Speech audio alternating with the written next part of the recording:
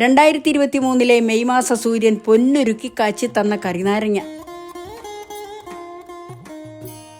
കരിനാരങ്ങ കുറുക മുറിച്ച് വൃത്തങ്ങളാക്കി മുറിഞ്ഞ കുരുവെല്ലാം കളഞ്ഞ് 2 പ്രതലങ്ങളിൽ ഉപ്പ് പുരട്ടി ഉണക്കിയെടുത്ത് അതുകൊണ്ടുണ്ടാക്കുന്ന അതിഗംഭീരമായ ഒരു അച്ചാറുണ്ട്. ഞങ്ങളുടെ അമ്മയുടെ പ്രിയ വിഭവം. 1-2 കൊല്ലം കഴിഞ്ഞാലും കേടാവുന്ന പ്രശ്നമേയില്ല എന്ന് പറഞ്ഞ് 2023 മെയ് മാസത്തിൽ ഉണക്കി ഭരണിയിൽ അടുക്കി അടച്ചു മൂടിക്കെട്ടിവെച്ച ഉണക്ക കരിനാരങ്ങയാണ് ഇന്ന് അച്ചാറായി സ്നാനപ്പെടാൻ പോകുന്നത്. അടുക്കളയുടെ ദാരിദ്ര്യരേഖയ്ക്ക് മുകളിൽ അധിവസിക്കുന്ന നിശബ്ദരുടെ ഇടയിൽ നിന്ന് അതിലൊരുവനായ കുടുവൻ ഭരണിയെ താഴെയിറക്കി. ഈ നിശബ്ദൻ കഴിഞ്ഞ 14 മാസമായി പുതച്ചു മൂടി ഒരേ ഇരിപ്പായിരുന്നല്ലോ. ആകെ മുഷിഞ്ഞ് ഒരു അസുഖക്കാരനെ പോലെയായി. ഭരണിയുടെ അടപ്പ് മാറ്റി അടപ്പിനടിയിൽ നിന്ന് പൊടിയേൽക്കാത്ത ഒരു അമ്പിളിവട്ടം എത്തി നോക്കി.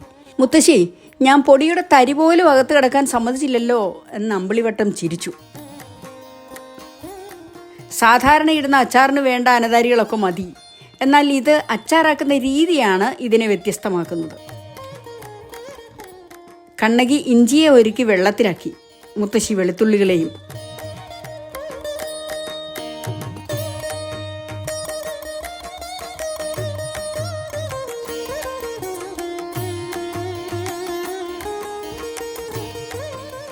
ഇഞ്ചിയുടെ ചെളി പുരണ്ട് കീറിയ ഉടുപ്പുകളും വെളുത്തുള്ളിയുടെ ചെളി പുരളാത്ത ഉടയാത്ത സിൽക്ക് ഉടുപ്പുകളും കൂടി മുറന്നിറഞ്ഞു.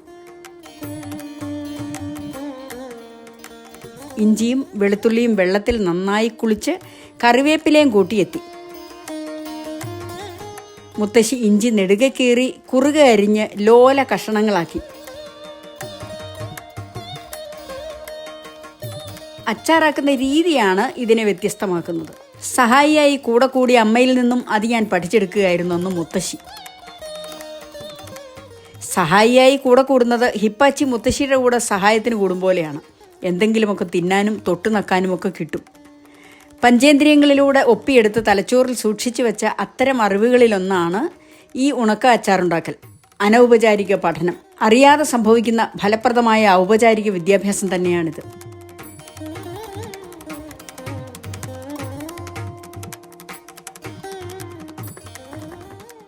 ലോലന്മാരെ മൺപാത്രത്തിലേക്ക് മാറ്റി.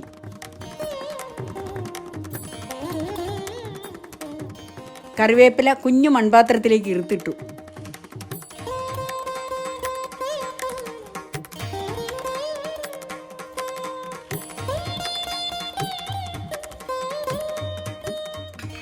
തീ കത്തുന്ന അടുപ്പിലേക്ക് ചെറിയ ചീനച്ചട്ടി വെച്ചു.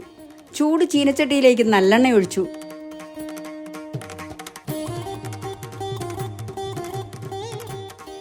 ചൂട് നല്ലെണ്ണയിലേക്ക് ചില്ലുപാത്രത്തിൽ വെച്ചിരുന്ന നുറുക്കിയ കായക്കഷ്ണങ്ങളിട്ടു.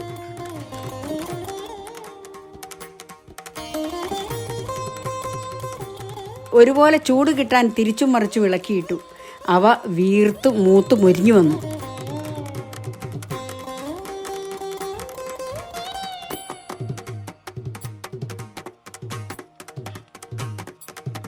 മൊരിഞ്ഞ കായത്തുണ്ടങ്ങൾ കോരിയെടുത്തു.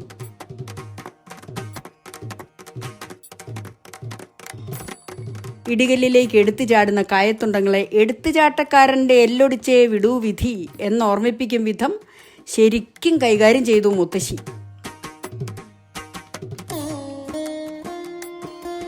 അതോടെ കായം പൊടി ഭസ്മമായി. കായപ്പൊടി ചില്ലുപാത്രത്തിലേക്ക് കോരി മാറ്റി.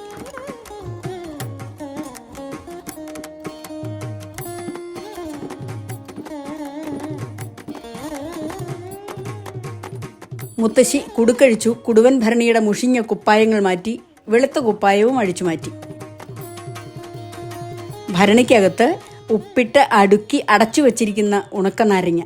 പള്ളയ്ക്ക് ഉണക്കനാരങ്ങ എന്ന് ചാപ്പ കുത്തിയിട്ടുമുണ്ട്.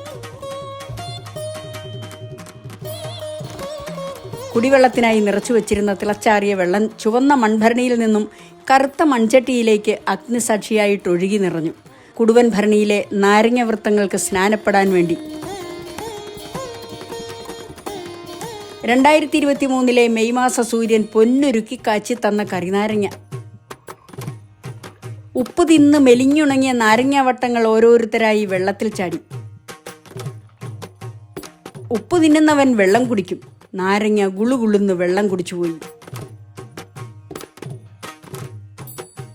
ആഹാര സാധനങ്ങൾ സമൃദ്ധമായി കിട്ടുന്ന കാലങ്ങളിൽ ഇല്ലാക്കാലത്ത് ഉപകരിക്കത്തക്ക വിധം കേടാകാതെ സൂക്ഷിച്ചു വെക്കേണ്ടതാണ്. ഉപദ്രവകാരികളായ ഒരുവിധപ്പെട്ട അതിസൂക്ഷ്മ ജീവികളെ ഒന്നും അതിജീവിക്കാൻ അനുവദിക്കില്ലെന്ന ഹൈപ്പർട്രോണിക് സ്വഭാവക്കാരനാണ് ഉപ്പ്. പച്ചക്കറികളും മത്സ്യമാംസാദികളും ഒക്കെ ഉപ്പ് പുരട്ടി വളരെ കാലം കേടാകാതെ സൂക്ഷിക്കാൻ കഴിയുന്നത് ഉപ്പിൻ്റെ ഈ സ്വഭാവം കൊണ്ടാണ്. വെള്ളത്തിൽ മുങ്ങിയതോടെ അതുവരെ ഉണ്ടായിരുന്ന മസിൽ പിടുത്തം വിട്ട് ഒന്നയഞ്ഞു. ഉപ്പ് അമിതമായി കൈവശമുള്ളവർ അധിക ഉപ്പ് വെള്ളത്തിന് ദാനം ചെയ്ത് ദാനധർമ്മിഷ്ഠരായി. അങ്ങനെ ജ്ഞാനസ്നാനത്തിൻ്റെ ആദ്യപടി കടന്നു. സ്നാനശേഷം ജലം കൊണ്ട് കനം വെച്ച നാരങ്ങാവൃത്തങ്ങൾ ഈറനോടെ ചില്ലുപാത്രത്തിൽ ഇരിപ്പുറപ്പിച്ചു. ഏതോ പുരാതന സൂര്യശില്പങ്ങൾ പോലെ. നല്ലെണ്ണ, തൊലി കളഞ്ഞ വെളുത്തുള്ളി, അരിഞ്ഞ ഇഞ്ചി, നുറുക്കിയ ഉണക്കമുളക്, ഇറുത്തെടുത്ത കറിവേപ്പില, കുതിർത്തിയെടുത്ത ഉണക്കനാരങ്ങ, കാശ്മീരി മുളകുപൊടി, ഉലുവാപ്പൊടി, കായപ്പൊടി, അച്ചാറിനുള്ള അനതാരികളെല്ലാം നിരന്നിരുന്നു.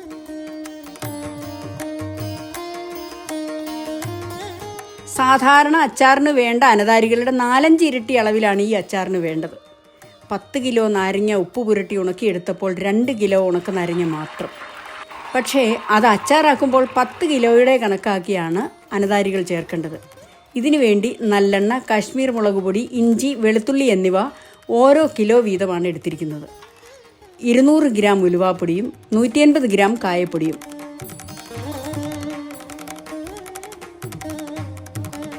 ചൂടായ വലിയ ഉരുളിയിലേക്ക് നല്ലെണ്ണ ഒഴിച്ചു. നല്ലെണ്ണ ചൂടായപ്പോൾ വെളുത്തുള്ളി ഇട്ടു. വെളുത്തുള്ളി ഒന്ന് മൂത്തു തുടങ്ങിയപ്പോൾ ഇഞ്ചി അരിഞ്ഞത്. മുത്തശ്ശിയുടെ അമ്മയുടെ ഏറ്റവും പ്രിയപ്പെട്ട കറിനാരങ്ങ. അടുക്കളപ്പുറത്തെ വലിയ കറിനാരകം ഇലയെണ്ണി കായ്ക്കും. വരുന്നവർക്കും പോകുന്നവർക്കും ഒക്കെ കൊടുത്താലൊന്നും തീരില്ല. അങ്ങനെ വരുമ്പോൾ അത് ഉണക്കി വയ്ക്കും. വിശേഷവേളകളിലോ വിശിഷ്യ ആരെങ്കിലുമൊക്കെ എത്തിയാലോ വിളമ്പുന്ന വിശിഷ്ട വിഭവമായി അത് അവതരിക്കും. പൂർണ്ണ വൃത്തത്തിൽ ചന്തവും മണവും രുചിയും പ്രസരിപ്പിച്ച് പാത്രത്തിൽ അതങ്ങനെ ഇരിക്കും. ഉണക്കി സൂക്ഷിക്കുന്ന കറിനാരങ്ങ ആവശ്യാനുസരണം തുറന്ന് അച്ചാറാക്കുന്നതും ബാക്കി വൃത്തിയായി കെട്ടിയടച്ച് സൂക്ഷിക്കുന്നതും പൂർണ്ണ വൃത്തത്തിലുള്ള അപൂർവ മനോഹര വിഭവം പാത്രത്തിൽ വിളമ്പി വച്ചിരിക്കുന്നതുമെല്ലാം മനസ്സിൽ ഇന്നും തിളങ്ങി നിൽക്കുന്ന അമ്മയോർമ്മകളാണെന്ന് മുത്തശ്ശി. നുറുക്കിയ ഉണക്കമുളക്, കറിവേപ്പില, മുളകുപൊടി, കായപ്പൊടി, ഉലുവാപ്പൊടി എന്നിവയും ചേർത്തിളക്കി.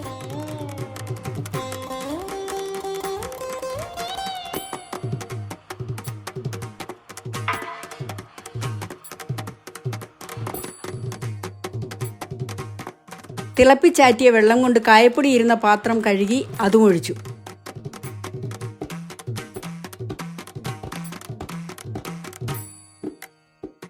ഉരുളി വാങ്ങിവെച്ചു.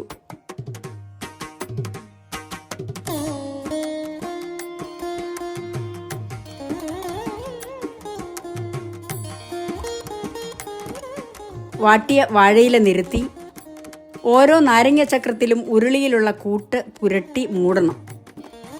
ഇങ്ങനെ ഒരു നാരങ്ങ ചക്രം എടുത്ത് മസാലക്കൂട്ടുകൾ മുകൾ വശത്ത് നന്നായി കനത്തിൽ പുരട്ടി കുറച്ച് മസാല വാട്ടിയ വാഴയിലയിലിട്ട് അതിനു മേലെ ഇങ്ങനെ വച്ചു. ഇപ്പോൾ 2 പുറത്തും മസാലയായി. അങ്ങനെ ഓരോ പുരാതന സൂര്യശില്പവും മസാലയിൽ പൊതിഞ്ഞ് വാഴയിലയിൽ അടുക്കി.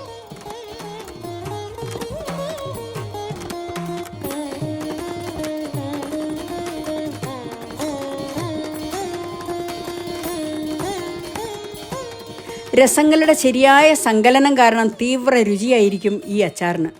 അതുകൊണ്ട് നേരിയ ഒരു കഷണം മതിയാവും ഒരു നേരത്തേക്ക്.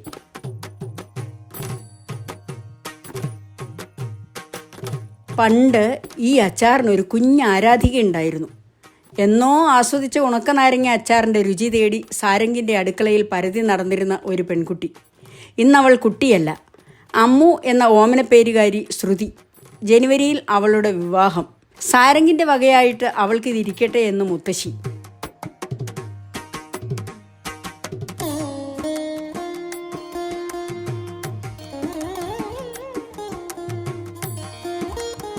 നാരങ്ങയിലെ ഉപ്പും പുളിയും അതിസൂക്ഷ്മങ്ങളായ സുഗന്ധതൈലങ്ങളുടെ മണവും സൂര്യകിരണങ്ങൾ പകർന്നുകൊടുത്ത അഭൗമ രുചിക്കൂട്ടും പുതിയ മസാലക്കൂട്ടുമായി ചേർന്ന് പുതുപുത്തൻ രുചിയൊരുക്കും.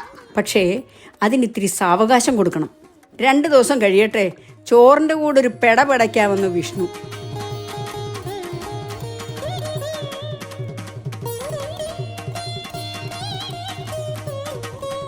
സൂര്യശില്പങ്ങൾ പരമാവധി ഉടയാതെ ഒന്നൊന്നായി ഭരണിയിലേക്ക് ഇങ്ങനെ അടുക്കി. ഒരു കുഞ്ഞു പരന്ന പാത്രത്തിൽ ഇത് ഇങ്ങനെ ഉടയാത്ത സൂര്യശില്പമായി തന്നെ വിളമ്പാം. കാണാൻ ചേല്, കണ്ണിന് പുണ്യം. ഇങ്ങനെ വേണ്ടത്ര മുറിച്ചെടുക്കാം. അതൊരു രസം.